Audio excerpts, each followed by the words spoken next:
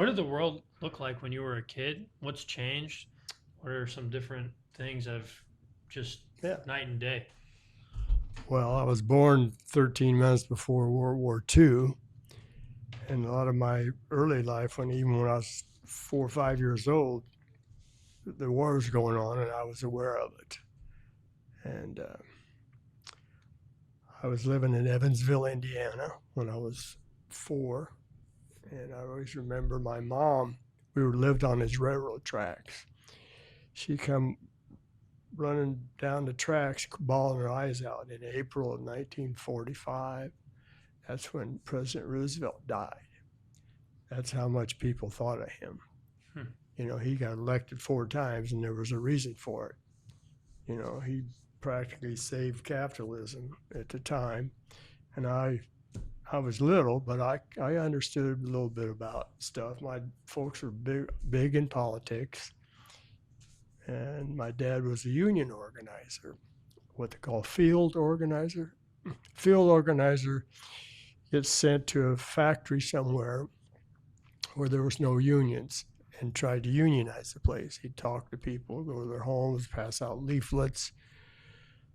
So my first, second, third grade, I went to 6 different schools because Oh boy. every time we get done, win, lose, or draw, they'd send him to another place. And then we finally, when I was 10, we moved over to Canton. And there were so many places. There was International Harvester there that he organized. He organized John Deere up in Moline. He organized East Peoria Caterpillar, Wow. places like that. And there was enough work that we didn't have to move around so much. And that helped me a lot. I got to go through grade school and junior high and graduate in high school. And then I came over to Western and went to school here. But as far as daily life, like I said, there's technology was the radio. There was there was TV, Yeah. but first TV I saw was probably 47, 48, I would say. And it was a Zenith, and it had a round screen. So people, it was kind of expensive back then. So I remember going over to some friends' houses just to watch TV. Nowadays, that's one of the big times as far as technology goes. And of course, there was no cell phones or any of that stuff. It was all landline and that. But I was just talking with someone today, and they were sharing with me how when they were growing up, they're also a little bit much older than me, but they were sharing with me that they would go and jump off a bridge in the middle of nowhere into a river. And he was like, for better or for worse, no one knew where we were at all. Not a single person knew where we were. And I feel like that kind of world is really difficult to replicate now, at least with the phone. It is always updating your location, always tracking you. There's cameras up the wazoo right now. I'm not sure if you're familiar with, but there are these cameras actually kind of close by the house called flock cameras. And it's just constant surveillance of, roadways.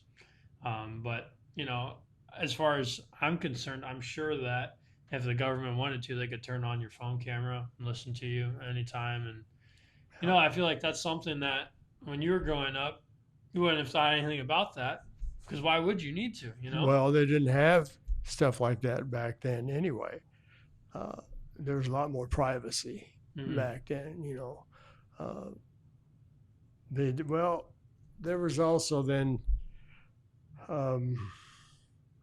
what they call the Red Scare time, which was right after World War II, because if it wasn't for the Russians, they got there first.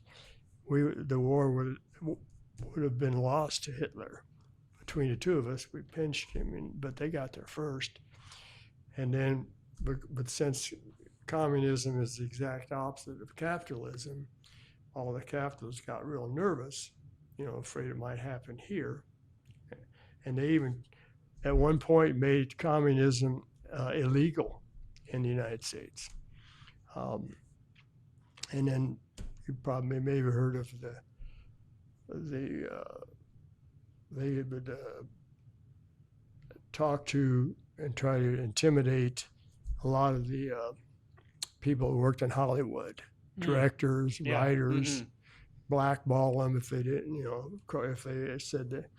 And my dad was called before the House Un-American Activities Committee, which Richard Nixon was one of the lawyer for the Really? senator. Oh yeah. What the My hell? dad kind of he disliked him forever.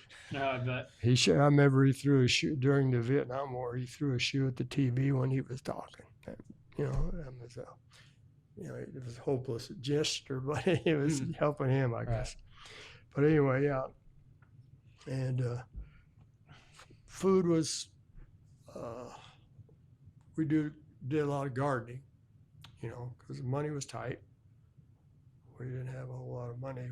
My dad's job didn't pay that much at traveling around all the time. But, we got by. They were dedicated folks. And then after late 50s, I guess, when I grew up and I was, old enough to understand stuff a lot more. I did, I didn't realize I was only 8 years old in 1948 when they had the presidential election. Had Dewey and Truman, yeah. And a couple things that happened in 47 which wasn't too good. One of them was what they call Taft-Hartley bill. You know what that is? I remember studying in social studies. Taft-Hartley was when I don't. they would say if a strike was interfering too much with our economy or whatever in our, society, they could invoke that, and you couldn't strike anymore. Yeah, you can go back, which is companies a can really go bad continue working. thing for people. They don't use it that often anymore. I don't know how many times it's been used, but not that often. Even today, I know there's some strikes people have done, and they get stuff. But as far as that, growing up when I was a kid, like I said, in 48, my dad voted for Henry Wallace. He had been Roosevelt's vice president, and he was a socialist. So I became a socialist when I was 8 and didn't even know what it meant. Could you talk about the Red Scare a little bit? That's something that's honestly interesting to me. Currently, I'm reading the Communist Manifesto. Yeah. And communism, at least how it's supposed to be, is a great idea. At least I think it is. Yeah. Everyone gets an equal part of a big pie. Mm-hmm. We all work together collectively. Ideally, everyone is getting taken care of. Yeah. Health is on the up and up, and it's for the betterment of society in general. Obviously, we've seen some very big extremes on how communism can be really detrimental to a country. North Korea, for example, is a country that a lot of people are looking into right now. It's a lot of problems with, media is very controlled. People aren't able to leave the country. If you are able to get into the country, they show you what they want you to see, of right? Course. So it's all that good regulated. stuff. But on the opposite end, we currently live in the most capitalist society on the planet. Mm-hmm. And I think we have a lot of faults because of that, obviously. But it is where we are. And it doesn't matter what the ism is, mm-hmm. whether it's communism, socialism, capitalism, it's whoever's the leader. Like Stalin, responsible for around 20 million people dying just because they were, and he controlled everything. And then you turn around and you got some socialist countries like Sweden, Norway, and then we're the only industrialized country in the world that doesn't have universal health care. Yeah. Which is called social. It would be a form of socialism. But it's getting to the point where people can't afford it the way capitalism works at prices. Look at it right now. And then you've got our president, not Truman, Trump.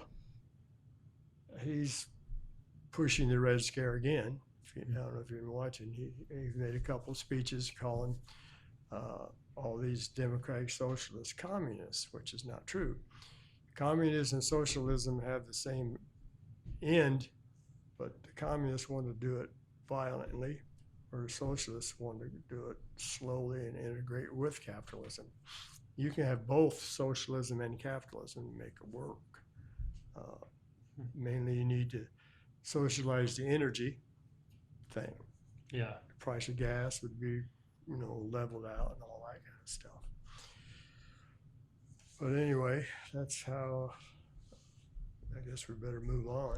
I'd like to hear how it was like growing up when there were multiple large-scale wars going on.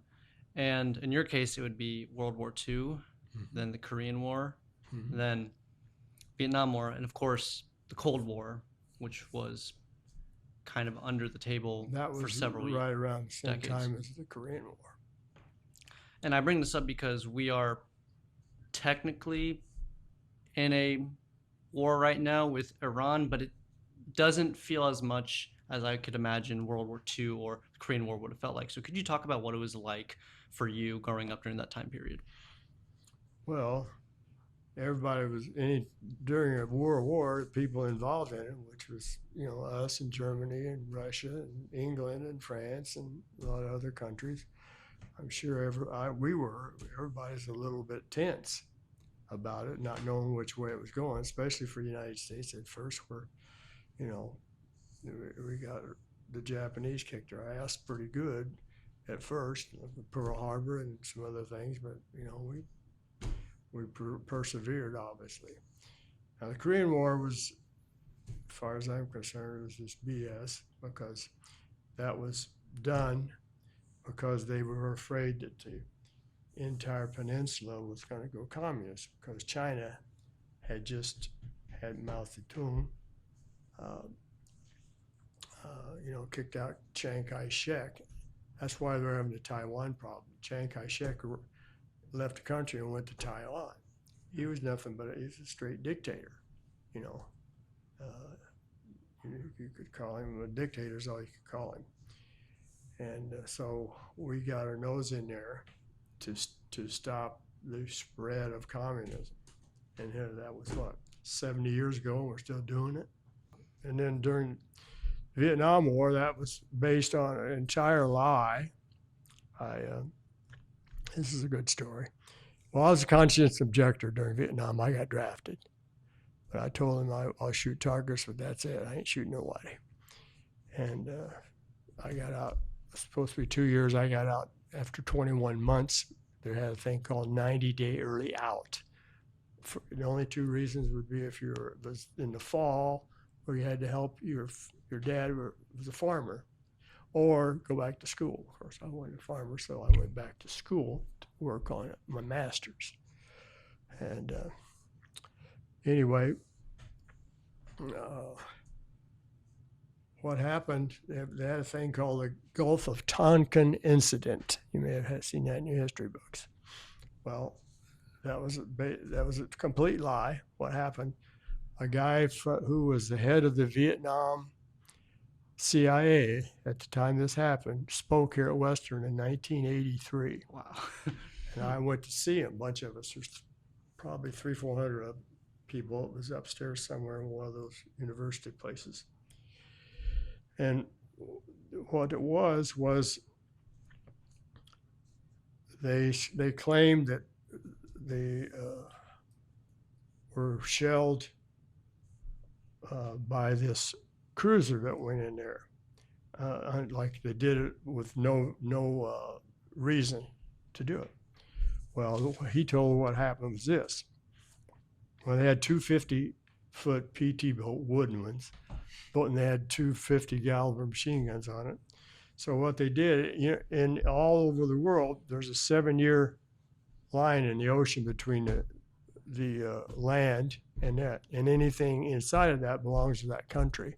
Anything outside of that is international waters. Well, what they did was this. They went in there with the destroyer, or not the destroyer, the cruiser, which still had big ass guns, and shelled them. And they timed it so it was just before daylight. Well, we set a destroyer, which is a bigger ship, just outside that line of demarcation. And then when the destroyer or the cruiser turned around, went back out, just exactly they timed it so that it became daylight. And these people in the 50-foot PT boat saw the destroyer, and they thought the destroyer did it, so they fired on him. Okay, fine. So what do they do? All the news was we were in international waters and we got fired on for no reason. Well, it was just a setup, as you can see. And this guy, he quit after that. His name was John Stockwell. He was from Austin, Texas. I still have the literature that he gave. He was real calm and told about it, And then Adlai Stevenson was our ambassador to the UN. And he gets up and makes a big speech about how we were attacked for no reason and all that. 3 weeks later, he found out the truth and he resigned. So, that's a lot of wars are often, like Winston Churchill always said, when war comes, the truth goes. We were lying about all the type of casualties we were producing, and not as many casualties as 55,800 and some young soldiers get killed in Vietnam. Now they're our trading partners. And then one of the reasons that Poland was attacked, I'm big on history. In 1939, right across the German border, there was a radio station, and these guys were ragging on Hitler bad, So what he did, he sent some soldiers in there. They killed all the guys that were 5 or 6 of them running the station, dressed them up in Nazi uniforms, took pictures of them like they were murdered. That was the reason that they went in and blitzkrieged Poland, But that's no setup just like Vietnam was. I can't. People that say my country right or wrong, they're wrong, because they'll do anything. Look at what's going on now. We got the worst president we ever had in history, as far as I'm concerned. He's just a con man.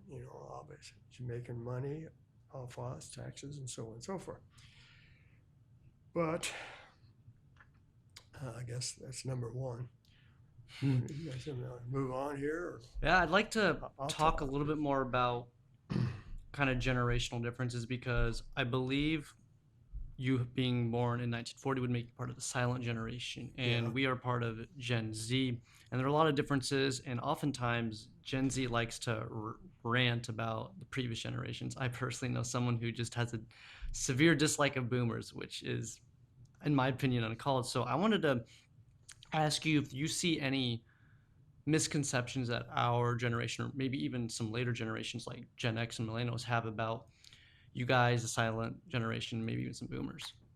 I haven't talked to anybody about that or run across anybody that made a point of it. So I couldn't really comment on that, I guess, but I'll take your word for it. You know more about it than I do because you're closer, to that. I guess when you were growing up, you had people who were like your parents, and then I'm not sure if you were able to. Did you have a relationship with your grandparents? Oh yeah. I don't know if you ever went through something where, like, when your father tells you how to do something, but you know how to do it. Yeah. At what point, like, what were some like differences that you had that you were able to that you see, for example, like me going through with my father or something like along those lines? Yeah. I would say that's like a generational difference, right? Well, it's just like somebody tells me a joke I've heard, I go ahead and laugh. Yeah. You know, It was a good one. That was and fun. same way with what you're talking about, because a lot of times they, like you said, they tell you something that you know, but you're better off.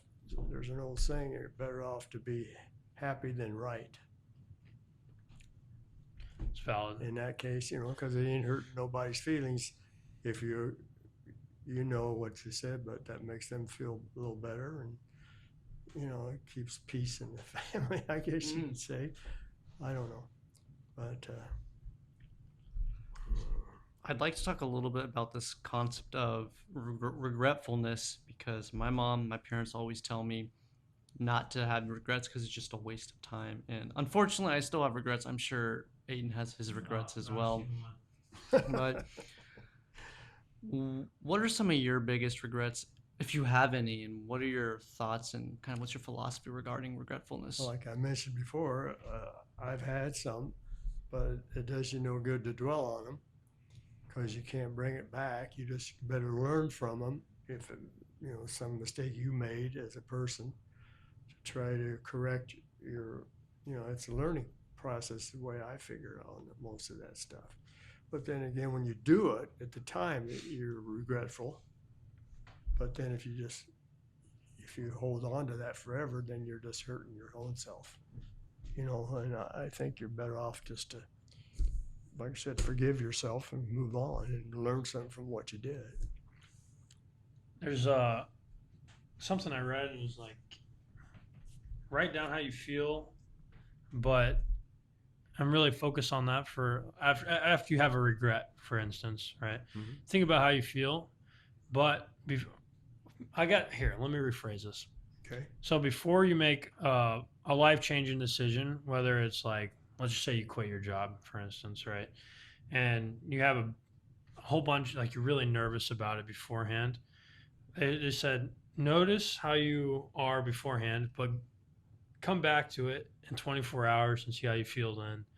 And I know personally, you know, hindsight's 2020, but I will say, usually after a few hours, after you make your final decision or whatever decision, you kind of come to terms with what you did.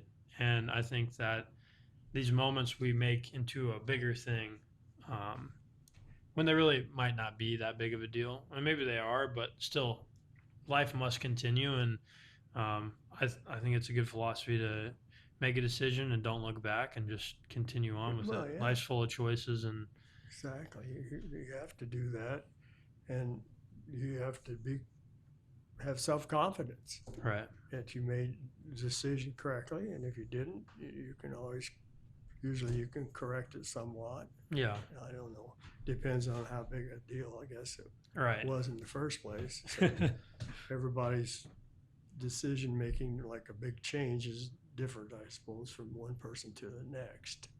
But I understand what you're saying. Yeah. That makes sense. Now, like if you're asking what would you tell someone in their 20s to help avoid it? Well, same thing we've been saying. Try to use intellectually positive thinking about it, and before you do it, think of all the different ins and outs, and you know try not to make something that you would call a big mistake. Yeah. But you think it over first. Right. Don't be too impulsive about stuff. Think before you do. A lot of times, if you're going to change jobs, or like if you're going to quit a job, make sure you may have another one on the side. Something else. Or something positive you know you can do or get. You know. What's something you've changed your mind completely about over your lifetime? Food. Food. All right. Oh yeah, my dad, mom especially did bacon and eggs, you know, for breakfast. And on weekends it was special. We get sausage and eggs, you know, and that was a kind of an interesting story. The way I became a vegetarian after I'm a musician. I was out on the road 68, 69, and we ended up in Cheyenne, Wyoming. Well, that was halfway between California and back to Illinois. And I have an aunt and an uncle and 2 cousins lived in San Diego, and they're always getting on me about moving out there. So I said, okay, I went out there, and I got a job at this factory as an apprentice machinist. And it was General Dynamics was the name of the place. I don't know if they're still around or not. They probably got absorbed. But anyway, this was during the Vietnam War still, and I was real against it. And there was a group leader and 2 other guys. And one guy was Spanish. He was sort of halfway. And of course, group leader was for Vietnam. And what we did, we were making the things that hold the outer skin, these molds, and that'd be within a 5/1000th of an inch. And you'd use a transom and look at it like, people that surveyors use and stuff. And somebody'd be up there with a hammer tapping around, getting it within. Anyway, so one day we were discussing that, and I wasn't thinking anything about food at the time. And I said, I don't think you have to kill to survive. Well, I was just thinking about people, being, Vietnam War. And my group leader says, well, somebody had to eat that ham sandwich, kill that pig that you're eating a ham sandwich. Well, just by accident, that was my last piece of ham. I bought them ones that are all sliced up. So I'm just being stubborn. Next day, I bought a Kraft single cheese. Well, it ain't cheese. It's a dairy product. Yeah. They call it cheese. And a sandwich, and just to be stubborn. And this guy, every day, he'd lift up my sandwich and check me out. After about 3 weeks, I started feeling a little lighter, about my whole body. And then I decided and I started reading up on it. And thought I would keep trying it, and I've been ever since. I lost about 10 pounds, and I weigh what I weighed right now, what I weighed in high school. And I played there in Western when I was playing basketball and stuff. That's how I became vegetarian, just by accident, being stubborn. He was being stubborn, I was being stubborn, but it worked out pretty good. That's one time being stubborn helped me. You mentioned you did a little bit of reading to kind of figure out, oh, well, maybe red meat isn't the best thing for me. What did studying back then look like for you? Like, if you wanted to go learn about something, what would that look like? Because right now we have so many different sources. You can find just about any single book for free on the Internet Archive. Oh, yeah. You don't even need to pay to learn anymore. Harvard's publishing entire course loads of material on YouTube. Mm-hmm. So what was studying for you back then? Well, then it was just books, obviously, and there weren't that many books about being a vegetarian. A lot of it was just the way it made me feel. And I kept reading, and as people got a little more hip to it, a lot more literature started coming out. And someone for the American Medical Association said that, especially if you had a heart attack, to avoid red meat, anything with a lot of saturated fat in it, because those are what in the business they're called arterial bombs. Because a lot of people, heart trouble is the #1 killer of their entire world, matter of fact, but especially in the United States. And like I said, mostly just my field, and then I got to read more and more. When I was 1980, I lived here from 1980 to 85. I lived in Macomb. I got a job at a health food store here. It was called Middle Earth. And the lady there, she's from England originally, married a guy from here. And she taught me a lot of stuff, and there was a lot of literature there to read about being a vegetarian. So I worked there for 4.5 years or so before I moved. That helped me a whole lot, I would say, about the food situation. And that's where I probably read the most books, because she had a regular library. People could come in there and pick a book and go sit down and read on it too if they wanted to, stuff like that. So I would say that's one of the best things that happened. Well, it was the best thing that ever happened to me, you know.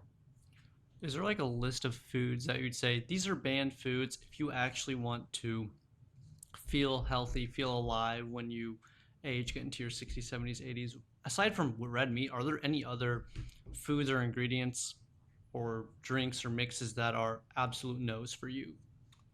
Well, pork. I don't eat fowl, mainly because of the way they're raised, and they're not any actually that much better for you than red meat. They all got too much saturated fat. Some of those chickens are born and slaughtered before they ever see the light of day. They move them through and they force feed them, you know, stuff to make them get fat quick, and so they can, you know. Unfortunately, grade A meat has more fat than grade B and C and all that too. But I would say that, well, they know, like I said, that before we were talking, red meat and white flour are, the American Medical Association said this, that those two things are the most direct causes of colon cancer. And then also, this is slightly off the subject, but the two most things that have the most negative effect on our environment are meat and dairy. Because like South America, they're eating up the Amazon rainforest. They chop it down and make farmland so they can feed the cattle. Well, 25% at one time, 25% of the world's oxygen came from the rainforest in South America. Now it's down quite a bit. And they don't, you know, it's like short-sighted businessmen. You know, all they think about is profit. They don't look beyond the end of their nose, so to speak. Yeah, for like the long term effect on the earth that they probably won't be a part of, right? Because they're going to die. Well, yeah, they'll reproduce, but their generation is going to be there. Yeah. I mean, I often think about what you just said, at least in regards to, I work on a farm. I know how much land is needed to raise things. Yeah. I'm aware of how much food they give them. Same with water, right? And we are also surrounded by a plethora of soybeans and corn. All of that, for the majority, is used for trade or corn syrup or some other. There's like I can't remember. Are okay. They're good. Yeah. Good form of. They have the most protein of any kind of vegetation. I guess what I'm trying to say is, a majority of the corn that is grown here is not for human consumption. Oh no. Right. Ethanol. Yep. Ethanol. Any byproduct made with corn. But I think about if we were all to do just gardening, for instance, right?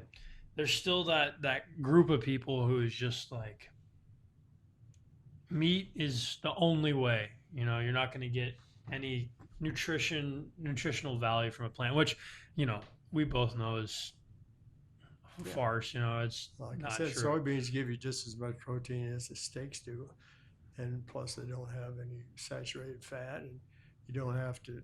Well, here's another deal. It takes 1,300 gallons of water to produce 1 pound of beef. 1 pound of crickets requires 1 gallon of water. Yeah. And it puts out just as much protein and no saturated fat. And I've eaten them before. I've had a cricket bar myself, and it wasn't half bad. You know, Yeah, what I mean? mine were loose, but they'd been on how they cooked it. A gal who was a biology teacher, of course, ended up there and tasted it, and they were just crunchy and they had salt. It was just like eating potato chips or something. A little barbecue cricket. Well, I guess you could do that too. I mean, you say that, and people get real turned off by that, but it's stupid. Over in Thailand, they got regular markets with about 8 or 10 different kinds of insects you can eat. And like I said, that 1,300 gallons of water, look, that's going to be a main problem. Touch on one more thing about people getting turned off about food. I wish that more people were aware of how that meat got to the store. Yeah. You know, I mean, I I get bashed on for hunting all the time, right? I get it. People don't like that an animal is dying, but I would say that 95% of the people who bash on me for hunting are not vegetarian. They eat Oh meat. yeah, yeah. So it's always shocking to me. You know, I've grown up working at this farm to table legitimately. I've Hmm. taken an animal, slaughtered it, skinned it, quartered it, cooked it. Yeah. You know, right? I've seen the whole process. I've gutted it. I understand where it came from, what it was eating, where it was.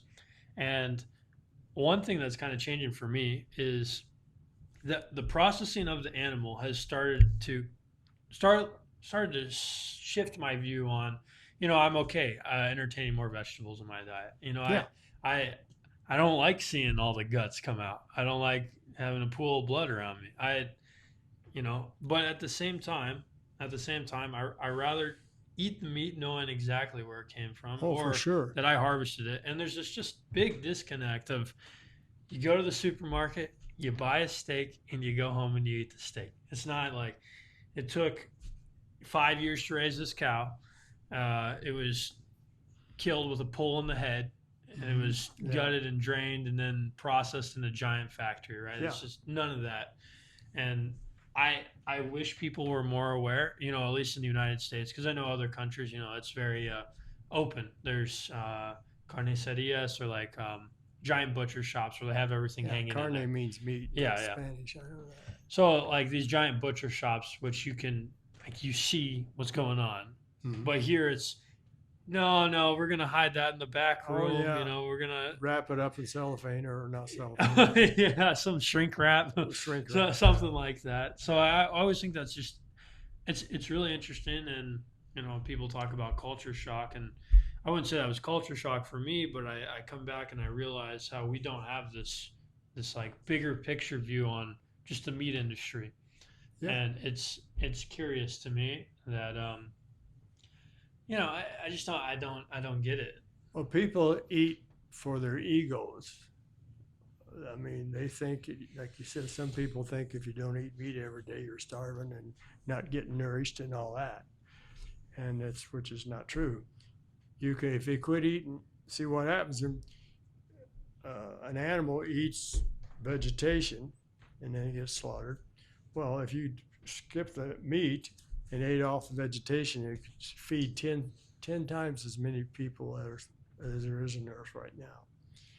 And but then that would just also increase the population. I think that overpopulation is the biggest problem the world has right now. I mean, we don't, around here it's not so bad, but you look at India now has 1.3 billion people, and it's about half the size of the United States. You know, and China's got 1.2 billion people, and you know, you got to have food. There's the Ogallala, what do you call The it? Ogallala Aquifer. Aquifer, yeah. That's being, it used to be average 250 feet deep, now it's down to 80. And that's all from farmers. It starts in northeast Texas and goes through eastern Colorado and Nebraska, and it ends up like in South Dakota or something. And that almost all of that water is going to feed animals. Plus, I mentioned a while ago about meat and dairy. Well, the reason that is bad for the environment is because of all the methane gas that's put up. They got, in Nebraska, they've got piles of poop, I guess would be the way to put it, that are maybe a block long and 50 feet high, just poop. You know, and that's, methane gets rid of the ozone layer, just like anything else. I had a gal when I was teaching or working at the school in special ed up in Colorado before I moved back here. She was from the EPA, National. And she said that the methane gas produced by raising animals has as much pollution as cars, automobiles. And you wouldn't think that. But and she wasn't, I knew she knew what she was talking about. And she also said that by the year 2045, this won't affect me, but it'll probably affect you guys. she says if they don't do something about the ocean will be dead. And if the ocean dies, we're all going to die. Because plankton puts out all kinds of oxygen, you know. It's just, you know, you lose oxygen, you lose food, you know. Yeah. I mean, the ocean is something that I wanted to segue into a little bit about. Kind of, you mentioned to us earlier your dieting habits. You eat fish twice a week. Mhm. What are some other things that you eat in your diet on a weekly basis? Because I mean, you look Well, first of all, let fantastic. me mention the fish. I don't eat any deep fried stuff Yeah, of any kind. But or smoked. You don't eat smoked fish no, either. I don't. But I mean, for your age, you're 86. 85. I'll be 86 November 11th. So I have I 4 mean, more months. You look like you're 60. Well, thank you. Oh, you're welcome. But I mean, it is fantastic. You know, Stanley and I were talking about how a lot of people that we've known at your age are not in as great shape. They're usually bedbound in a chair or never leave the house really, and if they do, it's not for very long, right? Yeah, Has to go to the doctor. Yeah. Go. That's probably Or right. get a little cheeseburger or something. So I guess what are some foods aside from salmon, or I'm not sure all the fish you eat, that you eat on a daily basis that have kind of prolonged, you know, not only I eat everything. Grains, whole grains, you know. And those would be like quinoa. I eat quinoa and brown rice mostly. Buckwheat's good for you. I just haven't got any lately. You can't get it around here. I have to order it on. Go out and East Coast somewhere. I remember I get it from. Used to get it from. And I eat nuts, mostly walnuts, because of I mentioned the omega-6 ratio to omega-3. Yeah, the omega-6 ideally shouldn't be more than 4 units or points, where you're going to call it, to 1 omega. Anything over that becomes sort of inflammatory. And all nuts except for walnuts. Walnuts are 4 to 1.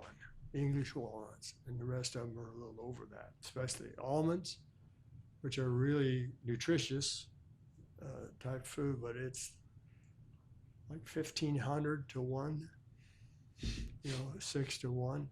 So they're inflammatory, big time.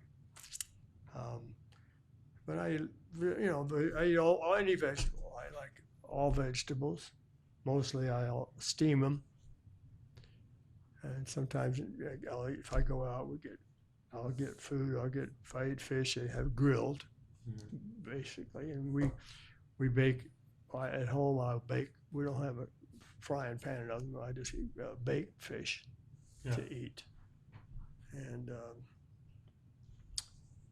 let's see. I take quite a few supplements. I take vitamin C. I take magnesium. Don't take any calcium. You get plenty of calcium from your food, and too much calcium causes hardening of the arteries. Unless you had turmeric. Turmeric comes from it's a root itself. That's why the East Indians and that area of Pakistan and Southeast Asia, they eat a lot of cumin. Not cumin. Well, curcumin is the ingredient in turmeric that works on your joints. You can buy it separately. They just discovered that about 50 years ago too. But it's in there, and a lot of those people eat a lot of turmeric, curry powder. They eat a lot of that, and that's got turmeric in it. I eat, like I said, vitamin C. I take red yeast rice. It's equivalent to any of that. It's for cardiovascular. It's good for that. It's for HDL. Okay. Cholesterol. You're familiar with that? Yeah, is for that. Do you still eat molasses? Once in a while, my daughter just brought some back the last time. Okay. I'll maybe take a teaspoon of it once in a while. It's actually not that bad for you, and it's the pre-sugar. It's before you make sugar. There's this quote that money can't buy you happiness, and kind of my generation is the one that is really obsessed with what does it actually mean to be happy. To you, what is happiness, and has that changed from when you were our age? Well, yeah, I would say health wise, and the philosophical part about religion. Like I said, I'm non-religious. I think it's a waste of time and a waste of people's lives fighting each other over it. When I was 25, I did. I became an atheist when I was 15 years old. It was interesting. Another interesting little story. When I was a sophomore in high school, my English teacher assigned a book to everybody in this one class, and the one she gave me was about this Illinois senator back in the 1880s who was what they called agnostic. Right. And he told this story. He said, I was talking to a couple of nuns one day, and he says, the subject came up and says, I hear you girls are really, really modest. He said, yes, we are. He says, I even say you go as far as to wear a robe when you're in the bathtub. They said, yes, we do. And he said, why do you do that? He says, well, you forget about the good God. Well, he said, I didn't want to embarrass him. I didn't say anything, but he said later on, he says, I was just wondering how the good God can see through a door, but he can't see through a robe. That got me thinking, and that's when I discovered that, yeah, I'm an atheist after that, after reading that and thinking about it. And that would be probably the very major change. I'm guarantee I was the only person in Canton, Illinois at that time who was an atheist. People that come right to me and they'd find out, think I was nuts. I remember one time we have a square up there, but it didn't have a courthouse on it. It was just open, and a bunch of us high school kids were up there one time, about 5 or 6, 8 of us maybe, and we were talking, and religion came up, and I said, well, if there's a God up there, I hope he strikes me dead with lightning right now. This one kid just turned around and bolted, man. He ran. He actually believed that. He ran at full speed, about 50 feet, turned around and waited for it to happen, but it never, of course, never happened. And that's just the way people thought back there. They thought I was nuts, but. Kind of reminds me of the UFO religion in Chicago. I don't know if you've heard about this, but there's a Euclid? No, from Chicago, Illinois. There's a famous UFO cult that's actually the subject of Leon Festinger's book, When Prophecy Fails. So they believe that a flying saucer would come down this one night at midnight, pick them all up, and save them because the Earth was going to end in a flood.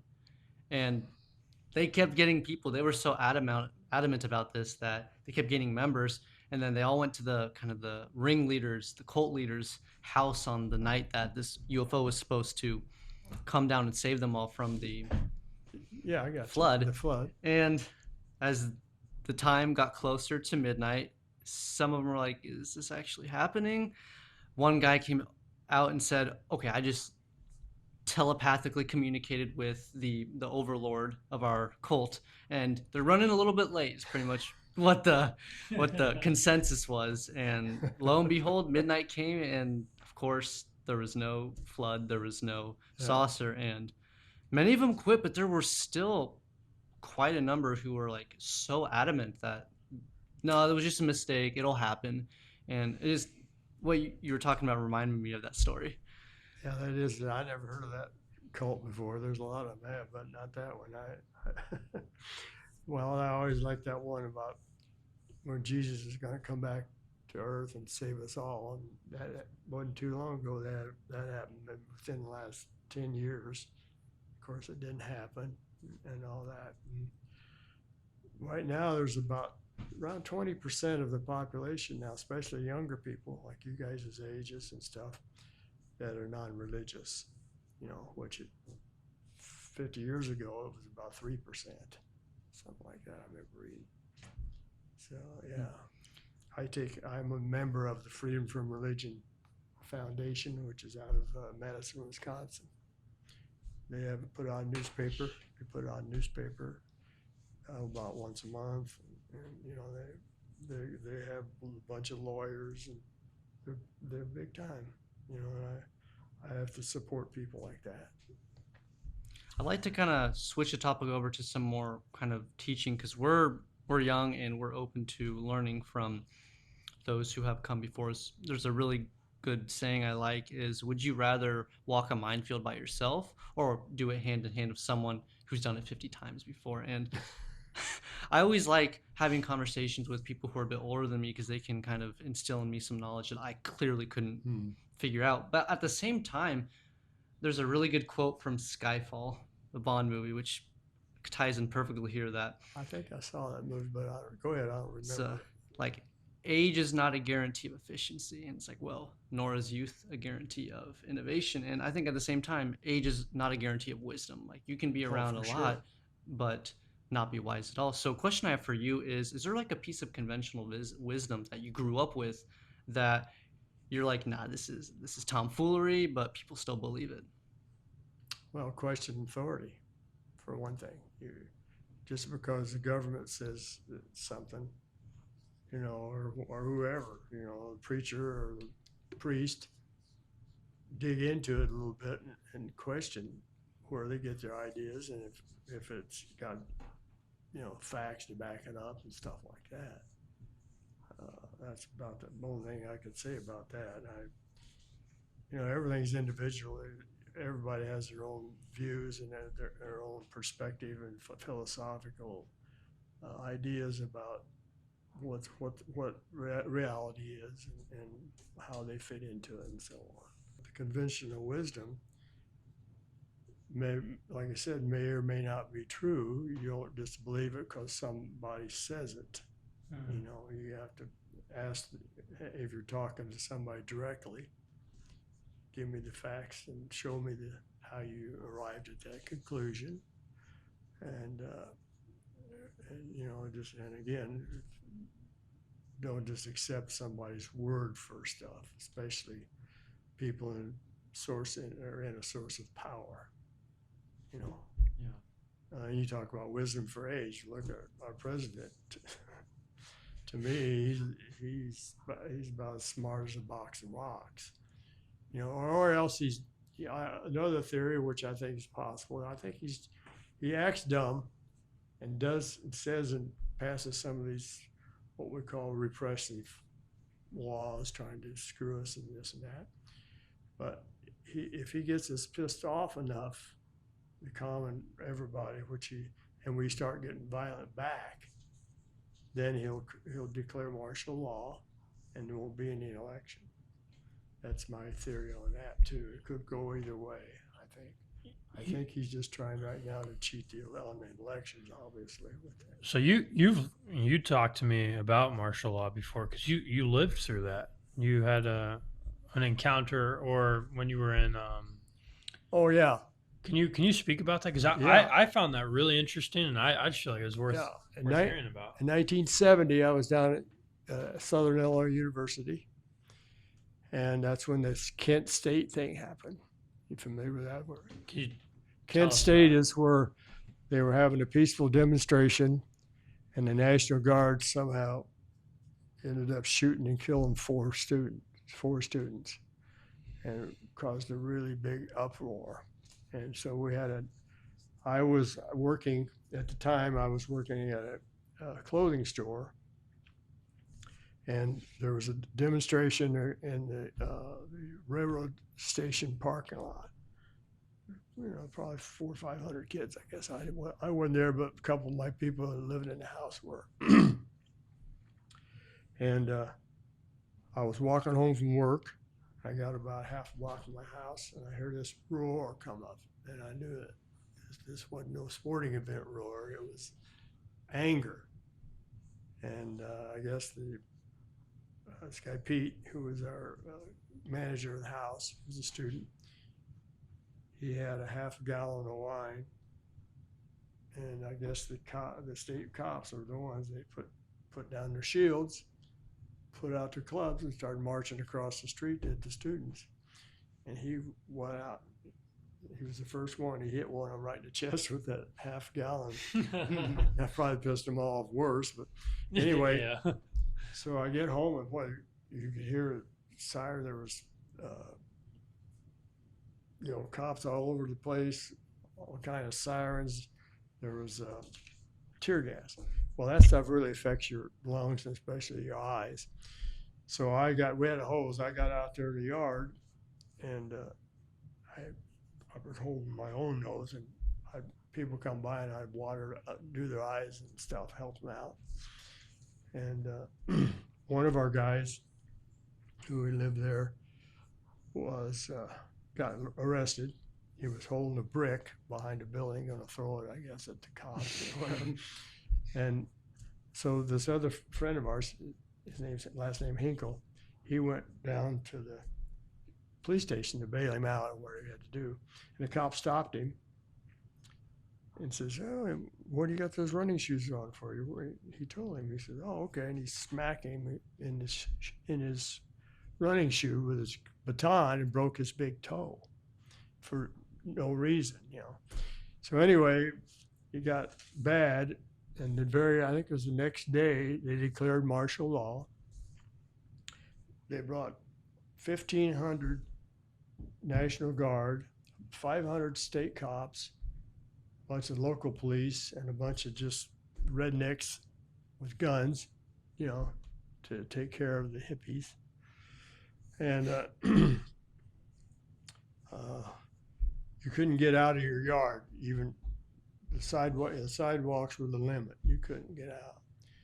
So after 2 or 3 days of that, we were getting a little antsy. I was 29, and a lot of these kids were 25, and regular students that were 18 to 21, stuff like that. And so what they do, the state cops would get 8 cars in a little row, and they travel in like a little train, real slow, like 5 miles an hour around all the neighborhoods, and just making themselves. And they were actually probably travel that many just because the people were throwing rocks at them and stuff like that. So one day, this one guy who lived downstairs had this 55 or 6 Ford, and he had painted it with a big old American flag and stuff. So we got tired of sitting there, and it was on the other side of the sidewalk.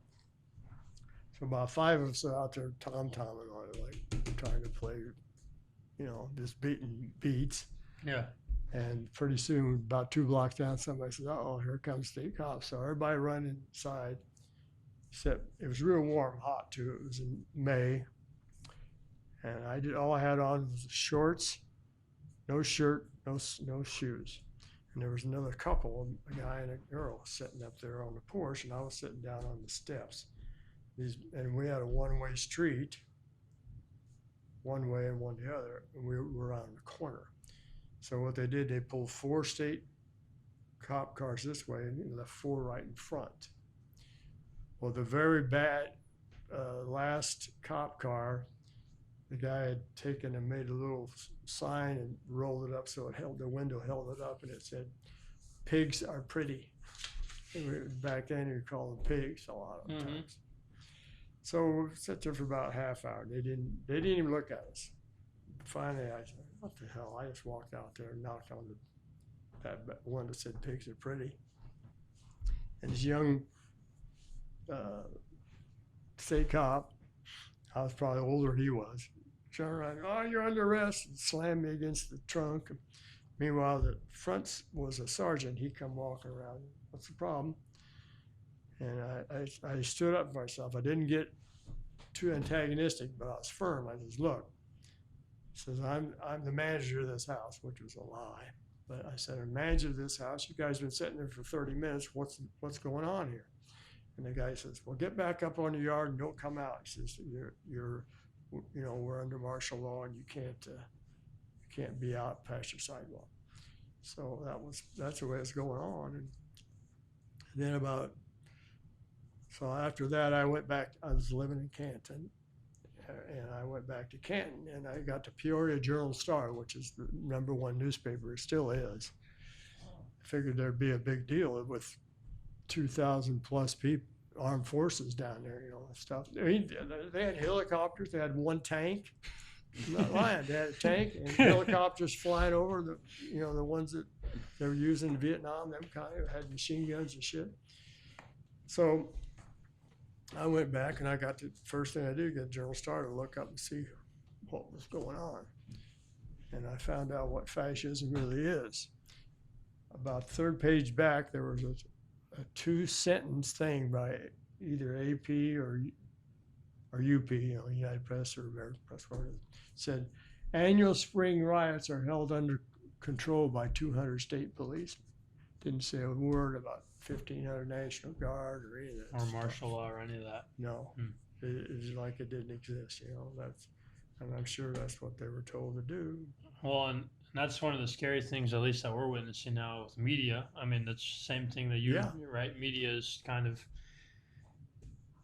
the core manipulator of the truth, I guess, is probably the best way of saying that. And it's very curious, especially now. I talk to a lot of people, at least my age, even people who are, I don't know, not that much older than me, you know, millennials, if you will.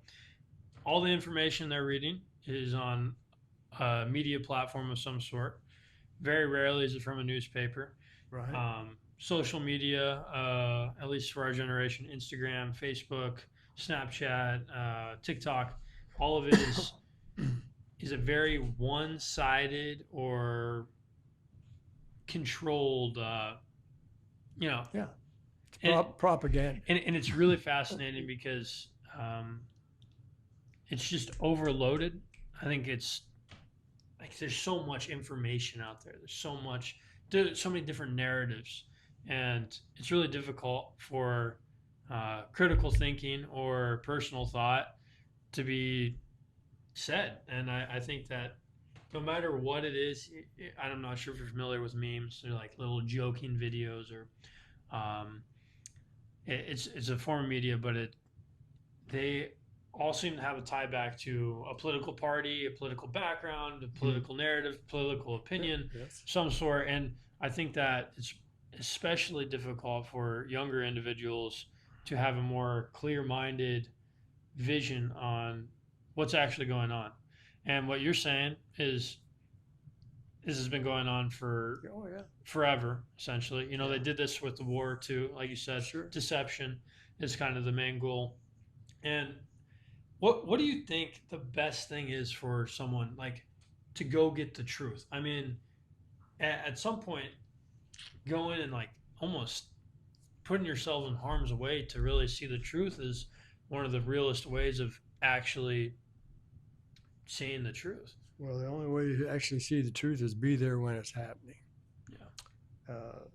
If you get stuff word of mouth, it can be manipulated, like we're all talking about. Mm. And people in power find ways to manipulate it to their favor, obviously.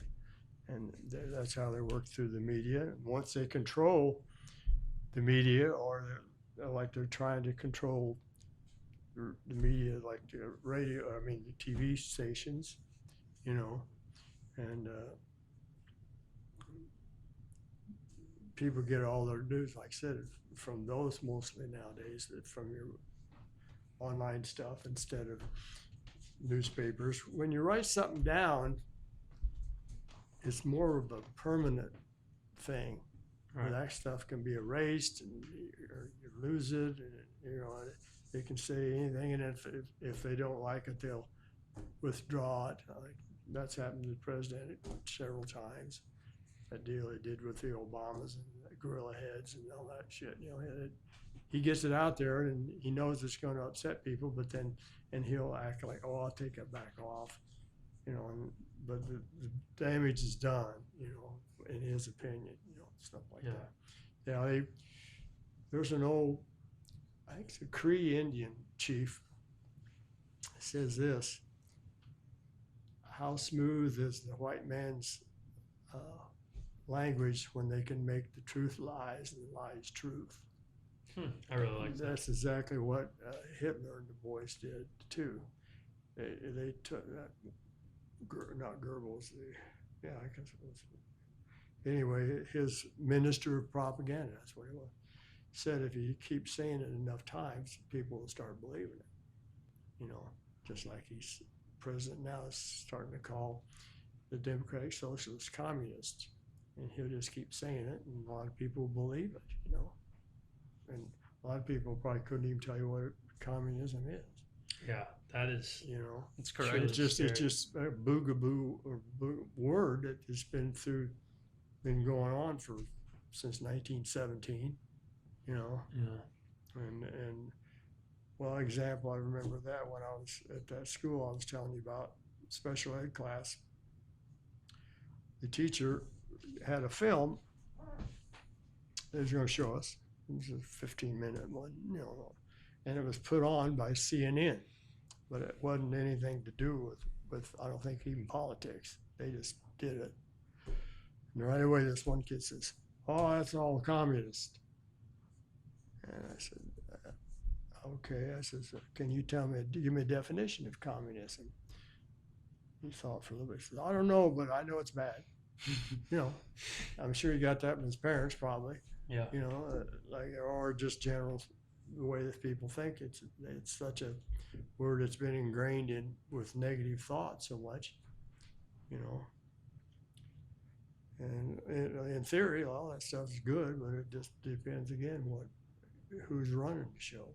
You know, capitalism would work fine if we didn't have somebody like our present president, or communism would okay if they wouldn't have had a Joe Stalin, you know, or that guy for Kim Jong-un or North Korea. Mm-hmm. If they follow their own, instead of become powerful, you know, over it, or use it for a power thing. It's like Jimi Hendrix had a famous saying. He said, "When the power of love overcomes the love of power, only then will we have peace." Yeah. You know. Jeff, as we wind down our conversation, I really wanted to ask you a question. It's been on my mind for a while, and then are both 23, and it's really kind of hard to find what matters in this life sometime. People are boasting on social media platforms, look at me in my Lamborghini, look at my house, look how many women I have. So if you had to tell someone my age what actually matters in life. It's individual. You'll have to make your own mind up on that. I would say in my case,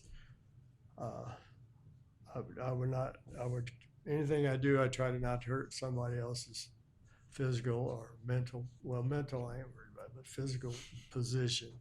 You change minds is a good idea, but you don't want, the deal is you want, instead of, you know, preaching to people, you show them the results of what you do or have done, and try to make it so that it don't hit us so sharp. It's like today, here's one that I think is silly. Fist. They say, "Give me a fist bump." Yeah. And the Beatles made a movie called Yellow Submarine. Yeah. You should see that. Yeah. That's a great movie. Well, the reason I'm against fist bumps is this. They had these characters undersea. They were called the Blue Meanies. Well, the Blue Meanies come together like this, but the cool people come together like this. That's the difference. Jeff, it's been really fun speaking with you, and I've gained a lot of wisdom from here. But a question I have for you is, has there been anyone in your life that has really shaped you as a human being right now? Maybe it's a family member or somebody not at all related to you, but has there been someone who has really formed the Jeff you are today? Well, about everybody, actually. You know, but I would say my parents, obviously, they were very liberal. They were actually card-carrying communists from 1946 to 1953, but after they found out what Stalin was doing, they quit. And when I remember I came home that time when I told them I was hey, I'm an atheist. Like that's a big deal. And they started laughing. They were both atheists, but they never ever once mentioned it to me. I found out for myself, which made me and them both happy. But well, one of my coaches, I was in sports a lot. My basketball coach was one big influence. Two of them were. My junior high coach and the other high school were big influences on me. My present girlfriend is a very nice person, better, wholesome, friendly, hardworking, very honest person that I've ever met compared to some of my others. Been married twice, but that's probably about it. I mean, well, your dad and I got along quite well, Lyle. Mm-hmm. And he always called me his guru, but I still learned stuff from him. He's always real mellow. I liked him for that, soft-spoken. Depends on who you talk to about them. Yeah, I know. I know you probably have a little closer take on that than I do. I'd assume one other person is Sandy. My daughter, oh yeah, sure. That's right. That's a good question. Yeah, we get along quite well. She's, I've helped her and she's helped me, a lot of various things. Yeah, I think that would be it. As far as actually learning, though, I've probably taught her more than she's taught me, but it don't make me any better or worse. It's just the way it is. Well, thank you again for coming on. It's really nice talking with you and getting some great information on kind of what to expect in our coming years of life, I would say. And I hope that these stories that you've lived through can be carried on for a long time, because it worries me how things are shifting currently, and I think it's important to have the clearest perspective on what's going on, and I think that comes from talking to more people and finding more people who are alike, because I think we're all more united as one person or collective group of people more than we think, and I think that the media is a sure way of dividing us, and that is unfortunate, but divide and conquer, that's the old saying. Well, thank you again. Well, thank you guys. I appreciate the opportunity, and I hope that we all learn. I learned stuff from you, and you learned stuff from myself, and anytime. Sounds good.